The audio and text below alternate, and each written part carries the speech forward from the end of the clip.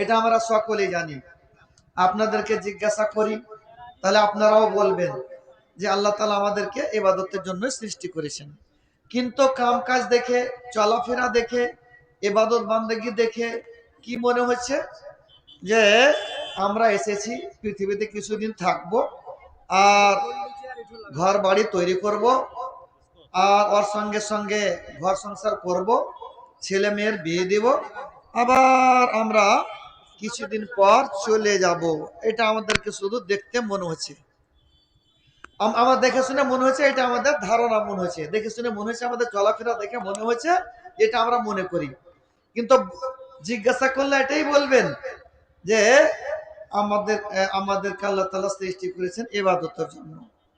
তো ইবাদতের জন্য যখন সৃষ্টি করেছেন, তো ইবাদত আমাদেরকে করতে হবে, আল্লাহর ইবাদত করতে হবে। অনেকে বলে যে আল্লাহর ইবাদত করব তো কি পাবো, আল্লাহর ইবাদত করে কি হবে, আমরা কি পাবো, নামাজ পড়ে কি পাওয়া যাবে, নামাজ পড়ে কি কেউ ধনী হয়ে গেছে? তো ইবাদত করলে পারে কি পাবেন, কি লাভ আছে, আল্লাহর ইবাদতের জন্য টাইম দিলে পারে কি লাভ আছে। দেখেন আজকে জালসা, কিন্তু জালসা মাগরিবের পর থেকেই হচ্ছে, কিন্তু প্যান্ডেলের মধ্যে মানুষ এখনো এসে বসে না। কত লোক বসে আছেন অর্ধেক এখনো হয়নি, আর কত মানুষ ওদিকে বসে এই ঘোরাফেরা করছে ওই এতে মেলাতে, দোকানপাট বসেছে ওইদিকে, মেলা ঘুরছে, এদিকে কোরআন হাদিসের আলোচনা হয়েছে, ওদিকে মেলা ঘুরছে। মানে আল্লাহর ইবাদতের জন্য টাইম দেয় না, আল্লাহর কথা এবং আল্লাহ রসুলের কথা যে শুনবে মানুষ টাইম দিচ্ছে না। তো টাইম দিলে পারে লাভ কি হবে? অনেক লাভ আছে। হাদিসে কুদসির মধ্যে রাসূলুল্লাহ সাল্লাল্লাহু আলাইহি ওয়াসাল্লাম হাদিসে কুদসিতে বর্ণনা করেছেন, আল্লাহ তাআলা বলছেন, ইয়া ইবনে আদম, এই মানুষ জাতিরা, তাফাররাগ লি ইবাদাতি, তোমরা আমার ইবাদতের জন্য টাইম দাও। তো ইবাদতের জন্য টাইম দিলে কি হবে, আমরা কি পাবো? আল্লাহর ইবাদতে আমরা যদি টাইম দিই, আল্লাহ যে ইবাদত করতে বলেছেন ওই ইবাদত যদি আমরা করি, তাহলে কি পাবো, লাভ কি আছে? তো আল্লাহ তাআলা বলছেন, আমলা সাদরাক গিনান, আমি তোমাদের অন্তরকে ধনী করে দেব। অন্তরকে ধনী করে দিবে। কোন রকম জীবন যাপন হচ্ছে, কোন রকম ভাবে জীবন চলছে, তবুও মনে হবে কি যে ধনী আছে আমি, আমার কোনো কমি নেই। আর কি, ও আসুদ্দা ফাকরাক, আর তোমাদের দরিদ্রতাকে দূর করে দেব। দরিদ্রতা দূর করে দিবে, ধনী করে দিবে আল্লাহ তাআলা, গরিবী দূর করবে, মানে ধনী করে দিবে। তো আল্লাহর ইবাদতে যদি আমরা টাইম দিই, তো আল্লাহ তাআলা আমাদেরকে কি দেবেন, গরিবী দূর করবে, দরিদ্রতা দূর করবে, আর আমাদেরকে ধনী করে দিবেন।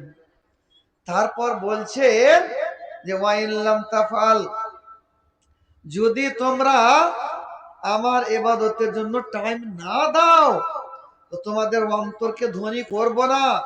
ওয়ালাম আসুদ্দা ফাকরাক, আর দরিদ্রতাকেও দূর করব না।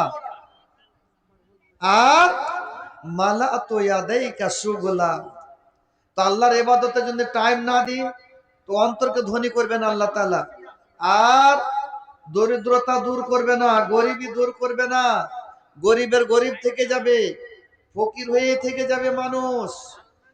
আর মালা তো ইয়াদাইকা সুগুলা, আর তোমার ব্যস্ততা বাড়িয়ে দিব। তো দেখেন আজকে মানুষ সবাই ব্যস্ত, সবাই আপনা আপনা ব্যস্ত, আল্লাহর ইবাদতের জন্য টাইম দিতে চায় না। কোনো কাম নেই, বসে থাকবে তবুও মসজিদে আসবে না, কোনো কাম নেই, ঘুরে বেড়াবে তবুও মসজিদে আসবে না। তো আসে না কেন? দুনিয়া কামাইবার লেগা, টাকা পয়সা কামাইবার লেগা, ধন সম্পদ কামাইবার লেগা। কিন্তু আল্লাহ তাআলা কি বলছেন, শুধু তো ইবাদত করতে বলে না, শুধু এটা বলে না আল্লাহ তাআলা যে মসজিদে বসে থাকো, তোমরা কোথাও যেও না, মসজিদেই বসে থাকো।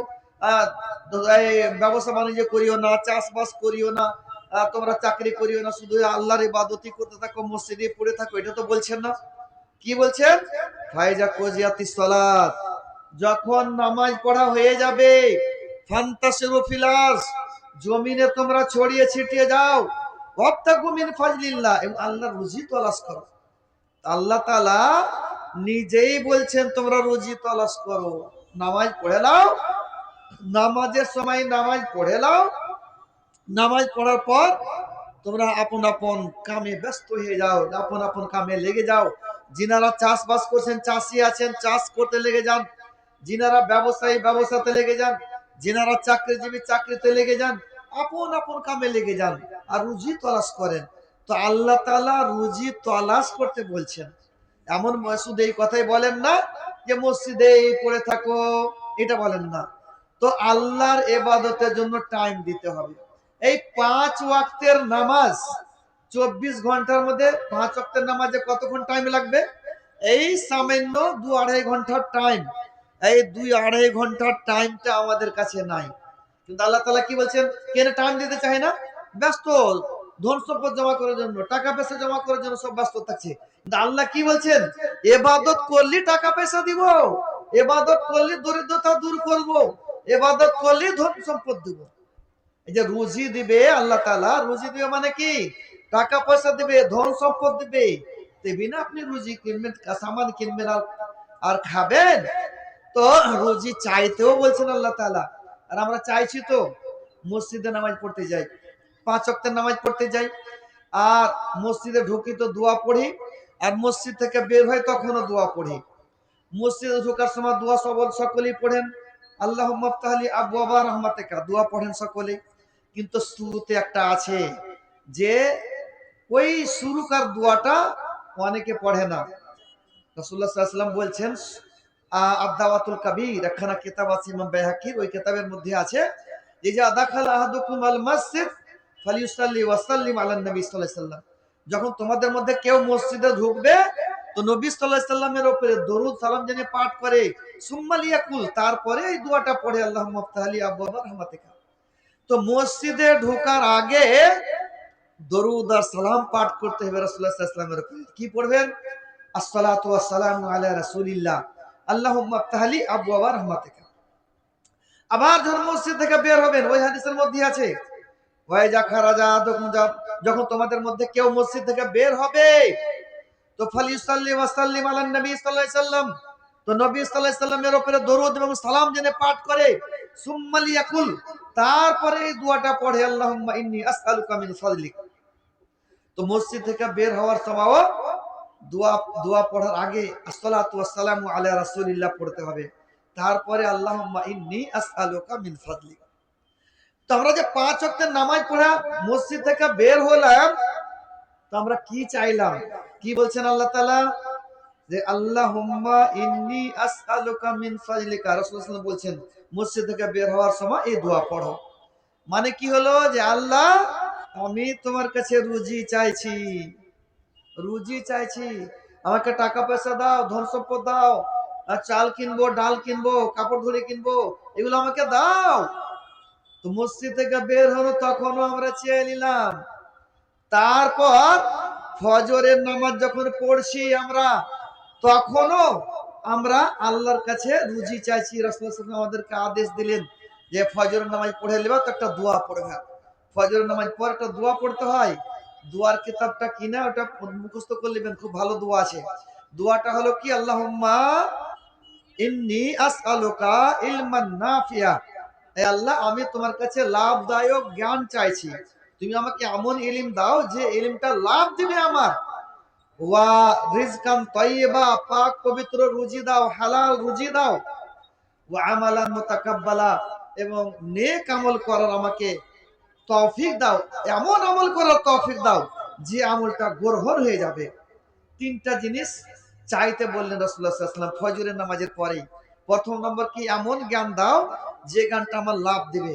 জ্ঞান অনেক আছে, ইলম অনেক আছে, কিন্তু সব ইলম, সব জ্ঞান লাভ দেয় না। অনেক জ্ঞান অর্জন করলে পারে, অনেক ইলম হাসিল করলে পারে আরো গুনাহ হয়। জাদু একটা ইলম, জাদু শিখবেন আরো গুনাহ হবে, আরো গুনাহ হবে। তো এমন জ্ঞান দাও, এমন ইলম দাও যেটা আমাকে লাভ দিবে। আর কি? রিজকান তাইয়্যিবা, হালাল রুজি দাও। এই যে ফজরের পরে আল্লাহর কাছে হালাল রুজি তুই চেয়ে নিলাম, রাসূলুল্লাহ সাল্লাল্লাহু আলাইহি ওয়াসাল্লাম আদেশ দিলেন হালাল রুজি চাও। হালাল রুজি মানে কি? যে রুজি মানে কি খাবার খাবেন, চাল ডাল কিনবে তো টাকা পয়সা লাগবে, মানে কি টাকা পয়সা চেয়ে নিলাম। হালাল রুজি চেয়ে নিলাম মানে টাকা পয়সা চেয়ে নিলাম। তো টাকা পয়সা ধন সম্পদ চাইতেও আদেশ দিছে। আর তারপরে কি তার মানে কি যে শুধু মসজিদে পড়ে থাকো, মসজিদে বসে থাকো, আমার ইবাদত করো, আর কিছু করিও না, এটা বলেন না। ইবাদত করে নাও, ইবাদতের পর আপন আপন কাজে লেগে যাও, আর আল্লাহর রুজি তলাশ করো, ধন সম্পদ তলাশ করো। তারপরে কি বলছে, আমালান মুতাকাব্বালা, আমাকে এমন আমল করো, তৌফিক দাও যে আমলটা গ্রহণ হয়ে যাবে। তো সবসময় এটা দোয়া করা উচিত। কেন? যে আমরা আমল করছি, গ্রহণ হচ্ছে কি না হচ্ছে আল্লাহ জানে। আমরা দেখছি কোরআন হাদিস থেকে যেটা বুঝতে পারছি যে আল্লাহ তাআলা বলছেন, ইন্নাস সালাতা তানহা আনিল ফাহশাই ওয়াল মুনকার, নামাজ যদি কায়েম করে 5 ওয়াক্তের, তো না যায় যে অশ্লীল কাম থেকে বিরত রাখবে। ওরকম রোজা যদি রাখে, তো আল্লাহ তাআলা বলেছেন, আল্লাহকুম তাত্তাকুন, রোজা রেখে মুত্তাকি পরহেজগার হয়ে যাবে। তো এবার এটা শেষ কথাটা বুঝলেন, শুনেন। যে 1 মাস রোজা রাখলাম, 5 ওয়াক্তের নামাজ পড়ছি, তো যদি গ্রহণ হয় নামাজ আর রোজা, তাহলে মুত্তাকি পরহেজগার হয়ে যাব, কোনো গুনাহ থাকবে না। দেখেন না, আগে যেমন ছিল রোজার আগে, এখনো ওই রকমই নামাজও পড়ছে, গুনাহও করছে, তার মানে কি ইবাদত গ্রহণ হচ্ছে না। তা আমাদেরকে সবসময় দোয়া করা উচিত যে আল্লাহ তুমি আমাদেরকে এমন মানে আমল করার তৌফিক দাও যে আমলটা গ্রহণ হয়ে যায়। তো যাক, অনেক কথা বলা হলো। আমি শেষে দোয়া করি আল্লাহ তাআলা যেন আমাদেরকে কোরআন হাদিস বুঝার তৌফিক দেন এবং কোরআন হাদিসের উপরে আমল করার তৌফিক দেন। আর যেহেতু আজকে মাদ্রাসার উন্নতি কল্পে জালসা, এটাকে খেয়াল করে আপনারা নিজের দান খেরাত গুলো এখানে লেখাতে থাকেন।